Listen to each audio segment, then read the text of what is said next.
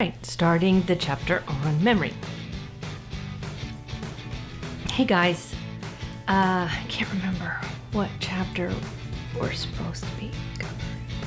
Oh yeah, chapter 8 on memory. See what I did there? All right, so let's open up the PowerPoints to chapter 8 memory and let's hit our high points. The first thing you're going to see is a list of terminology.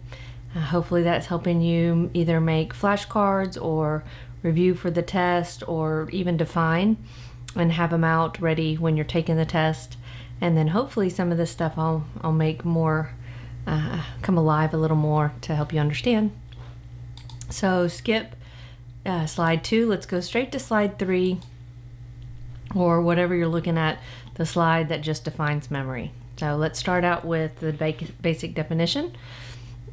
Memory. We know it's a cognitive process. I even heard somebody say recently that without our memory, who even are we? It's sometimes like seen as the essence of your soul. Who you are is what you remember and how you remember. So memory is defined as a group of related mental processes. It's definitely an internal process that's happening that is involved in acquiring, storing, and retrieving information. So our brain systems I oftentimes compare to a computer, where there's 3 things involved in acquiring memory. There's encoding, meaning you have to put the information into your brain in a way that your brain understands it, in a language, in a format, using a learning technique, a learning style, to get the information in your brain in the first place. That's encoding. And like a computer, you encode information into it, you encode information into your brain. Number 2, you have to store it. You have to push save. Storing is retaining information over time so that it can be used later. If you can't store it, then you didn't memorize it. You can pay attention to things, not memorize it. You can be exposed to things through stimulus exposure, but unless it's stored, it's useless information. So number 2 is storing. And number 3 is retrieval. And that's the process of recovering information that's been stored to use it when you need it for conscious awareness. So these 3 systems have to happen for memories to be used productively. There's also 3 types of memory systems.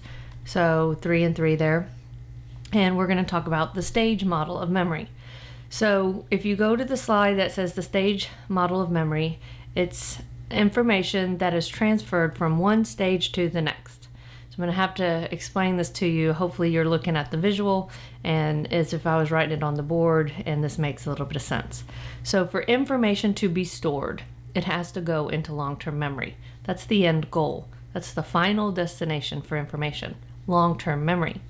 But what it has to do before that is go through 2 other stages. So the first stage in the stage model of memory is called the sensory memory stage. So you have your senses. You know what your senses are. Hopefully you use multiple senses to learn information. You can take tests that says you're a visual learner, auditory learner, kinesthetic learner, etc., etc. But the best way to learn is to input information using as many senses as possible. So you're going to retain more information if you hear information and you're watching something, the words, or reading something. Kinesthetic, if you're doing something with that information, either dissecting a brain or working with children or taking apart a phone. That is the kinesthetic part. Now the taste and smell are a little bit different, but not that different. In fact, a lot of studies suggest that if you use taste and smell in the process of memorization, you increase your ability to remember that information. So with taste and smell, studies have shown that smell is a very strong memory sensory experience. When you smell something, and it's associated with a memory, that memory tends to be very vivid when it comes back. A couple examples of that would be if you went back to your elementary school, it was the same elementary school. Buildings tend to have a certain smell. You haven't been back to that building in a long time. You walk in and you have a rush of memories of being there from the past. Or if you had an association as a child with a certain meal, a certain smell that you don't smell very often, and then you walk into somebody's house and that parent is making cabbage, and you smell that cabbage, and that's a smell from your childhood, that can bring back a lot of memories.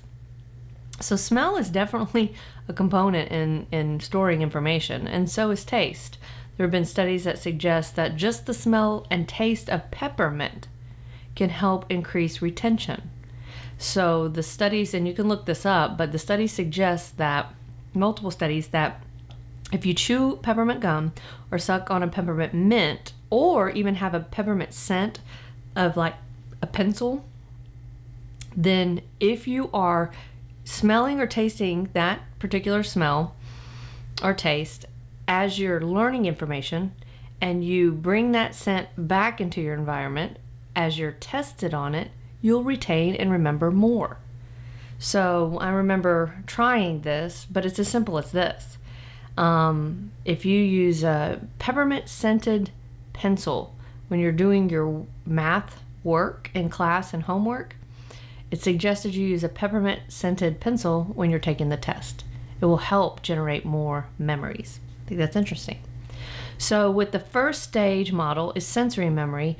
Information has got to pass through one of these senses before it can get into your brain. You got the portals. You got to either see it, taste it, smell it, touch it, hear it. And once you do pay attention to something and it passes through your sensory experiences, then it goes into short-term memory. That's the second stage. Short-term memory is a holding station. It either helps you transfer things into long-term memory and have them, and that information's memorized, or it helps you bring information out of long-term so you can use it in the short term. So if it's short-term memory, it's where it comes from sensory memory, it goes into your short-term memory, and it doesn't last long, and it doesn't store much. And then if you focus on that information, then it can go into, or you memorize it in some way, long-term. Then once it's in long-term, it's stored potentially forever, and potentially you can't even fill it up. Then when you need that information again, say I ask you something you learned and memorized in the past. Let's say you actually memorized the father of psychology in our chapter 1. His name was Wilhelm Wundt. If you memorize that, and I ask you to remember his name on a test, I say, who invented the first psychology textbook or had the first psychology lab, and you're thinking in your brain, and you take it out of long term and you put it in short term temporarily. That's called working memory, long enough to retain it, use it, and then it goes back in its file. So these are the 3 levels. Now each level has what's called a capacity, a duration, and a function. So quickly, if you go through each one, starting with sensory memory, the capacity is large. You can sense a lot of information in a short amount of time. The duration is short. You can only absorb information in your sensory memory up to a few seconds. If you don't focus to try to memorize something in that small amount of time, you don't make it deliberate, then oftentimes that information passes through your senses and it's gone forever. So sensory memory can be a lot that you see or hear or sense in a moment or two, then it's gone. So the duration is short. So the function of it is just to take any information that deems important to your brain from the sensory on to the next level. If not, it's gone. So the second level, like we said, was short-term memory. Short-term memory has a capacity, duration, and a function. Duration, around 20 to 30 seconds. Listen, short-term memory is only 20 to 30 seconds. So if I say, I don't know, Robert Kennedy, and you're like, why'd she say that? And in 5 minutes from now, I asked you what random name I said. If you remembered it, you paid attention, You kept it in short-term memory, and you transferred it already to long-term memory. Now, it's kind of a bizarre example, but let's say in 5 minutes, because after 30 seconds, short-term memory either turns into long-term memory or it is forgotten. So let's say in a couple minutes, I ask you, what random name did I throw out? You're going to remember that if you wrote it down or if you made an association. If you have no experience with the name that I said, then it's gone.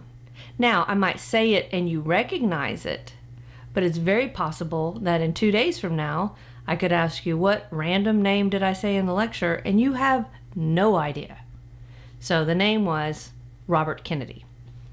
If you studied Robert Kennedy in history, if you knew it was John F. Kennedy and you know your president's brother, if you knew about assassinations, if you have a friend named Robert and you associated it with that, or you have a friend named Kennedy, those are associations that make it more likely that that information in short-term memory won't be lost, but it will be stored in long-term memory. So this is an important note to make here. Big picture stuff. The more associations you have with information, the more likely it's going to be memorized. And that's why I often see in my 20 plus years of teaching, people that have more life experiences tend to do better in school because they have more associations. It's easier for them to memorize information if they have some association of it from the past. That doesn't really work age-wise and experience-wise if it's something you've never been experienced or exposed to before. If you're 40 and this is the first time you've ever used a microscope in a lab, or really seen a microscope for that matter, and you're taught or you're told you have to memorize the parts of a microscope, you pretty much start from scratch. But if I talk about history, psychology, depression, communication, cooking, sports, news, the longer you've been alive, the more likely that you have some previous experience with that topic, especially psychology. My older students, I enjoy teaching them because, not that the younger students don't, but when we talk about psychological disorders and mental illness, you live long enough and you've got multiple personal examples of that, either in your own life or the people around you. If you hit 25 and older and you haven't had exposure to somebody with a mental illness, you're just either lying to yourself or you're not aware of what that is. But you've been exposed. So if I have to teach something like depression and you've had it, or your best friend or your spouse or your parent or your child has had it, that information is going to just have a better place to land, a stronger place to stick because you have an association with it. I think my best advice for my younger students, and when I try to encourage in my own children, is have good, enriching experiences, especially in young adulthood. I think sometimes as parents, we're so afraid of everything, so we don't want our children to have any experiences because something bad might happen. But what that does is it really limits your ability to learn. And that young adulthood is when you're really supposed to absorb and learn so many new things. So travel, listen to different kinds of music, go to festivals, read, try new adventures, do the things that it takes to make a foundation so that the information you learn in college has a place to go. And try not to live your life in fear on top of that. So we have the short-term memory, and we said that it lasts about 20 to 30 seconds, but the capacity is only about 7. Now, textbooks, since I've ever been a psychology instructor or a student, have always said 7 plus or minus 2. And I'm sure it's the person and when the theory was first developed. I don't know why they don't just say capacity is 5 to 9 bits of information, but they say 7 plus or minus 2. What does that mean? That means in that little holding pattern area before it's sent to long term or forgotten forever, it can hold about 5, 7, 9 bits of information. Bits of information are words, numbers, letters, smells. It's just singular chunks of information. In class, I always try to test a student's short-term memory by just reading a list of numbers. and then asking them to sit on that information for a second and then write it down. So I'll start with 5 numbers, 5 bits. It's just easy to write numbers. I say, 6, 2, 4, 3, 5. And then I ask a student to write it down. I could say hat, cat, face, leaf, book. Bits. I'll start with 5 bits. I'll go to 6, 7, 8. I'll try to go up to 9 or 10, but I'll have that student try to stretch their short-term memory so that when I say write it down, how many numbers did you remember? Now, chances are, if you didn't write down that group of numbers that I just said, you don't remember what they were. You might remember 1 or 2, but probably not. But if you did it in a short amount of time and kept it to about 5 bits of information, 5 to 9, then you should be able to hold it, wait a few seconds, and then regurgitate it somehow, verbally, or write it down. So short-term memory is there. And then we said working memory is when you take information after you've already stored it in long-term, after it's already past the 30-second mark, and you need that information later, you can take it out of long-term and use it. So what was that historian or that historical figure's name? Robert Kennedy. There, I bring it up again. That was either in your long-term or not, but if it was easy for you to bring it back and tell me what you remembered. Then lastly, long-term memory is something we study. Long-term memory is anything past 30 seconds.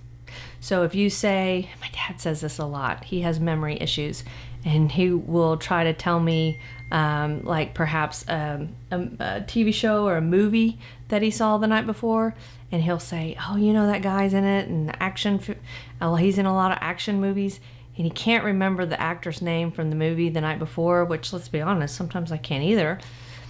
But he's older, he has dementia, and then he'll say, God, my short-term memory's just gone. Well, don't correct him. Last night is long-term memory.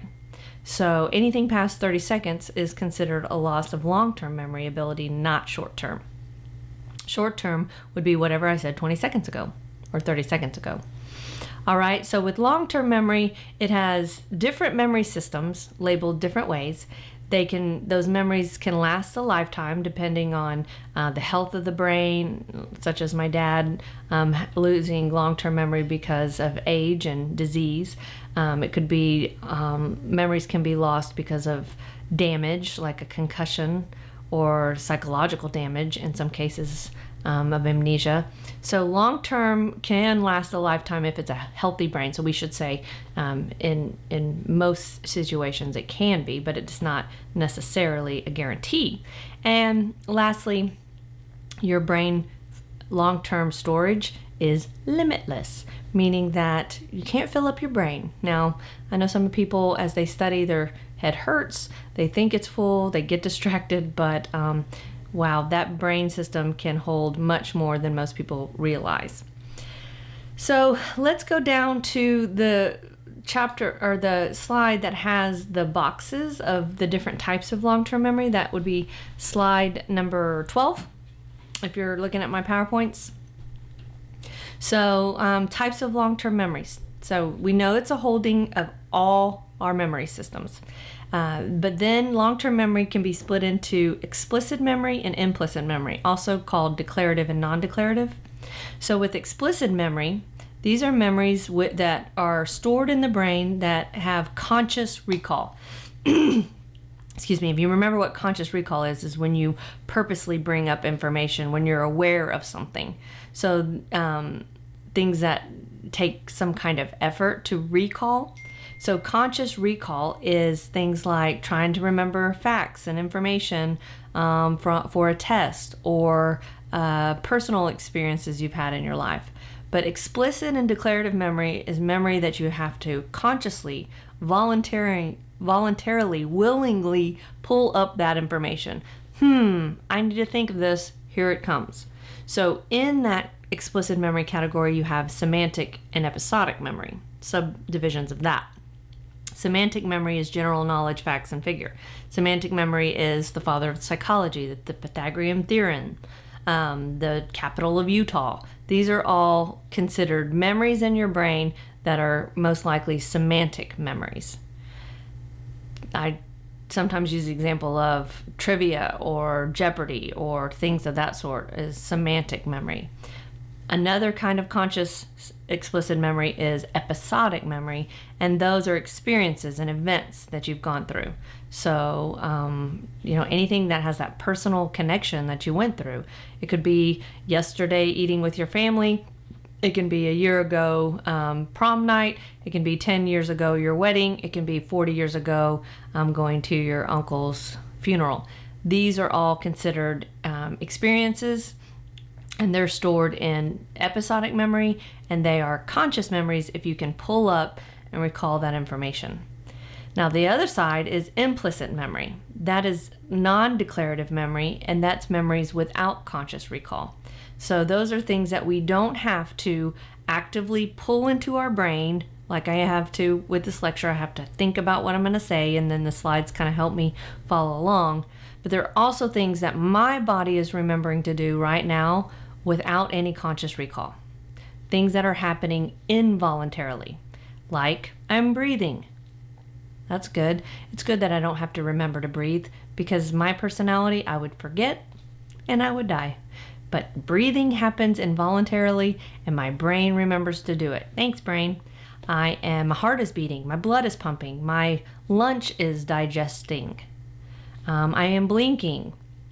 There are systems in my body that have to work because my brain has to tell them to do these things. But these are not things that I have to consciously do. These are things that are involuntary, and those are considered implicit memories, and a big category of that is called procedural memories. So with procedural memories, it's also things that you get so good at that you don't think about doing them. So depending on what you do unconsciously, it could be writing your notes. You're not thinking about looping your J and dotting your I's. You just write because you've done it so many times. Or it could be walking. That's a procedural memory that our brain remembers to do without conscious recall. However, here's the caveat. If you have brain damage and it damages the part of your brain that has to remember how to breathe or walk or brush your teeth or drive a car, and you knew how to do those before very, very well, you could have damage to that part of the brain and forget how to do those things. So different type of brain damage, depending on where it is, might affect your ability to remember kindergarten. Different type of brain damage might impair your ability to walk. A different type of brain damage might impair your ability to remember what happened last night. So different memories are stored different ways in different parts of the brain. It's a system that works together. But those are the different types of long-term memory. What I want to do now is talk about a few reasons we forget information. We can only forget something if we at one time knew it. And there is some theories that suggest that once information is in your brain and you've stored it in long-term memory, regardless of how long you learned it, it's not that it's gone, it's just that you can't access it. There is definitely probably godly amount of number of memories in your brain that are there that you can't recall. It doesn't mean they're gone.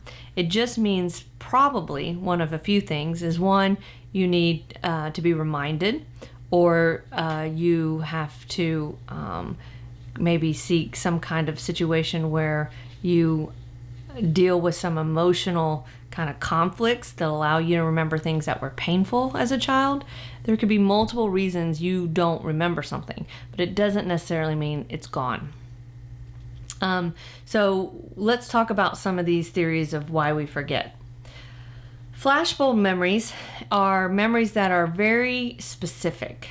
I remember what I was watching the other night, watching a lot of Netflix recently, and the person was talking about a memory. I think it was Dead to Me, and somebody was having what they call a flashbulb memory. And what it means is it was a very vivid, highly emotional situation from the past that is clearer and more specific than most past memories. The key here is that there was a serious emotional event that happened.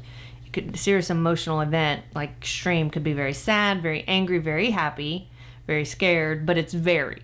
So this character was remembering a murder, and every time she would recall that, she would see the specifics of that memory, like a picture, like a flashbulb of the sounds and the colors and the detail.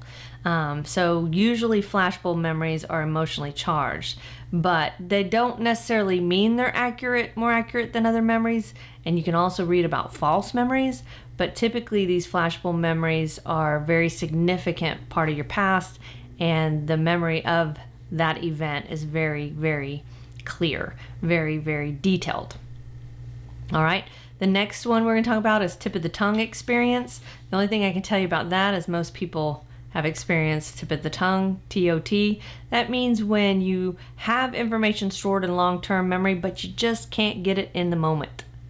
I'll have that when I'm lecturing. I'll have a little pause. I'm like, what is the word for that? Or what am I trying to say?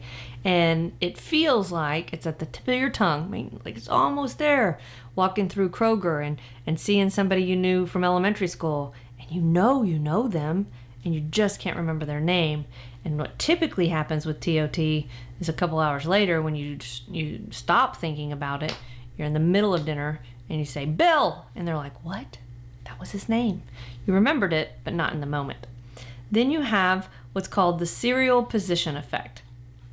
The serial position effect is a tendency when you learn information, and this could be, I like to say it as like a system of information. So it's like if you learn a song or a dance, you watch a movie, listen to a lecture, read a chapter. Okay, so think about a system of information. And with the serial position effect, what often happens with people is they have a tendency to remember the beginning or the end or both, but they can't remember the middle. Retention is hardest from the middle. So primacy effect is when you can remember items at the beginning. So you learn, let's say you can play an instrument on the violin, you've studied this piece, and you're to perform it, and you start out strong, and in the middle of the song you start forgetting, and then at the end you finish strong. If you can only remember the beginning, though, that would be a situation called primacy effect. The beginning of a list, the beginning of the information, the beginning of a chapter. Recency effect, some people have a tendency to remember what was learned last or memorized last. But either way, the middle is what's hard to remember. So mind the middle is what they say, that if you're studying, go back and re-review the middle section of something that you're trying to remember, because that's going to be the hardest to retain later. Then we have what's called encoding specificity, context effects, and mood congruence. That is a phenomena where you have a tendency to remember information when you kind of keep the context of that information similar or the same. You can read the definition, but this is what it means. It means when you want to memorize or for whatever reason, like improve retention. If you're studying, you want to study smarter, not harder. So some of the tips is to understand your memory. And one of the best tips I can give a student is to memorize and learn information in the same or similar format than you're going to be tested on it. It's almost like on-the-job training has better results. If you're going to take a test, a driving test, you're going to remember more if you take the test in the car you learn to drive in. If you study in the environment that you're going to be tested in.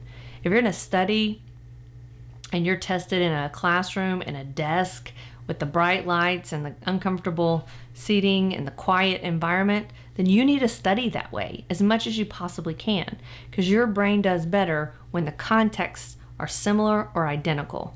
It's also weird that happens on the flip side, that when you're in certain environments, you'll remember things that happened in that environment more likely from the past. This is also mood congruence. Mood congruence is when you're in a certain mood or emotion, you have a certain emotion, then you tend to remember things from the past when you were experiencing that emotion. So again, an example, hopefully this helps. It's not uncommon that when somebody's sad, they remember sad things from the past. When they're angry, they remember angry memories. When they're happy, they remember happy memories. So this is a good thing to know about your brain, because it kind of fools you into thinking things are the way they really aren't if you look at it in the long haul. So I tell my students this practical advice: don't break up during a fight. When you're in a fight and you're angry, your brain immediately goes towards other memories where that person made you angry in the past. So it just attaches to previous memories like that. So you can be in a fight and the person you're angry with forgot to call you. And you're just so steamed and you're in the heat of the argument and you say, and you forgot my birthday, and you forgot to walk the dog, and 7 years ago you forgot blah, blah, blah. So you're angry and all these memories come rushing back that are not necessarily an accurate portrayal of your relationship over the long term. Everybody makes mistakes, but when you're angry, you remember angry. All I'm saying is, if you're going to make a big decision like ending a relationship, get out of that mood before you make hasty decisions. Don't break up. Don't make any big assumptions or say things you'll regret, because it's not until you have a more balanced mood that you're going to have a more balanced picture of what it was like. Same thing with the super happy. This could work for you or against you depending on what situation you're looking at. But I'll tell my students, I'll say, hey, if you're on your way to Galveston and the top of the car is down, it's the most beautiful day you've ever seen, your favorite song's on the radio, you just ate your favorite foods, and somebody looks at you and says, let's get married. Wait, you're going to think that that person's perfect and everything is perfect and that that's how it's going to be for the rest of your life, and you should make that decision. I'm not saying you shouldn't be happy when you accept a proposal, but you should make that decision when you're more even-minded and you can see your relationship as a big picture, not just in that super happy moment. I totally think of that when I watch these like dating shows and marriage engagement reality shows. Man, of course they're going to make these decisions in a perfect environment, but when real world hits, it tends to not be an accurate portrayal of what those emotions really are. Sorry, but that's how it is. So decay theory, just as a theory, you can look over that of how we forget over time, and how certain tests show that memories fade over time. So new information is harder to learn if it's not repeated. And like I said before, if you relearn something, you have an association of it from the past, it's easier to learn and memorize. The second bit of advice, other than keep your environments as similar as you possibly can when you learn versus when you retain, my second bit of advice is kind of a saying as well: repeat to remember.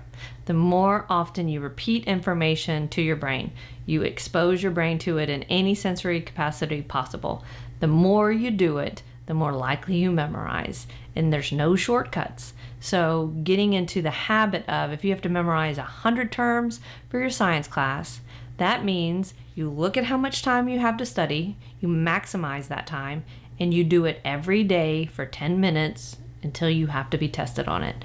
My students that are taking like nursing exams, you cannot spend an entire weekend cramming that information in your brain. It doesn't work that way. The way that it works most efficiently is to take 6 months to learn information and look over it a little at a time, every other day, every week, but over time, repeat it to your brain. That's how it's memorized. Don't test it. I know that works. Okay. Other reasons we forget could be encoding failure, and that just simply means we never put it in our brain in the first place. If I asked you to draw an accurate head side of a penny, like right now, just draw it without looking at a penny or any other coin, it's going to be very unlikely that you get the details correct. I don't know when the last time I saw a penny, but most of us see pennies. So the reason that you've seen a penny, but you cannot draw it exactly or even sometimes recognize it, is because you never memorized it. You never focused on it long enough to need to put that information in your brain permanently. And so you're familiar with it, but you don't know the details because you didn't encode it. I tell students, I used to walk home from school and would pass the same streets every day as I walk home. Now, I always knew my own address, but I always laughed at myself because people would say, well, what's the street right before your street? And I'd say, I don't know. I do this a lot, and so it kind of drives my husband crazy. I never really paid attention. Now, I read the sign, and I probably could get close if I looked at a multiple choice, but unless I had to use that information, I don't encode it. So I could walk by the sign in the street every day, see the sign, not really pay close attention, and still not encode that information. That's encoding failure. It's kind of like when your mom says, take out the garbage, you say yes, but you didn't really hear, so you don't do it. Then lastly, I want to talk about is amnesia. There's two types of amnesia. Amnesia is memory loss due to some kind of brain damage. And that's common, especially when you start reading about concussions in sports. There's a lot of good information about how that affects the brain, specifically memories. There's a lot of data if you're interested in how alcohol use can affect memory and memory loss. These are really current good things that you could go off on your own and find some really good information about if you have questions. But specifically amnesia, there's two types. So amnesia is memory loss due to brain damage, but there's two types of amnesia. There's retrograde and anterograde amnesia. So the way you want to think about it is at the time of the accident, and the accident can even be psychological. It can be witnessing something traumatic or having some kind of traumatic experience. It could be physical, blunt, to the head, like being damaged through a car accident or a sporting event. But think of it as the accident. Then understand amnesia as if it's retrograde amnesia, retro is old, then you can't remember anything that happened before the accident. Who are you? Where am I? That kind of stuff. That's amnesia, that's retrograde.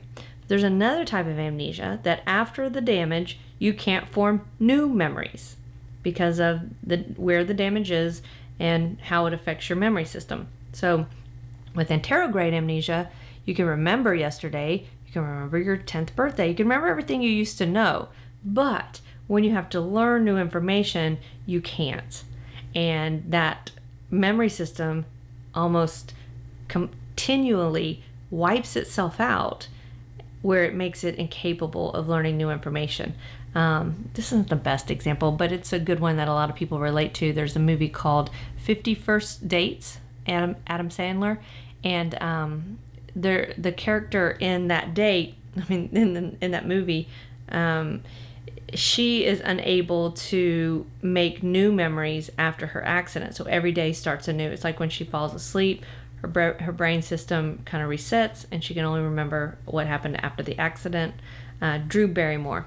See, you thought I couldn't remember the name, but I did. So Drew Barrymore's character continually has to re-meet this new character in her life because her brain system can't make new memories. That's anterograde. So the last thing I want you to do is I want you to watch the video and read the information on HM. It's one of the most fascinating case studies in memory research that helped people really, and scientists really understand the different types of memory and what parts of the brain have to work together to make long-term memory. So read about HM and how his hippocampus was removed.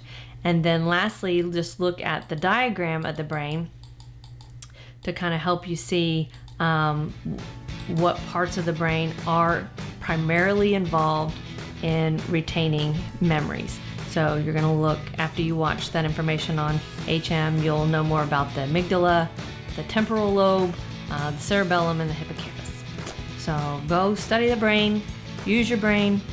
Hope you remember what I say.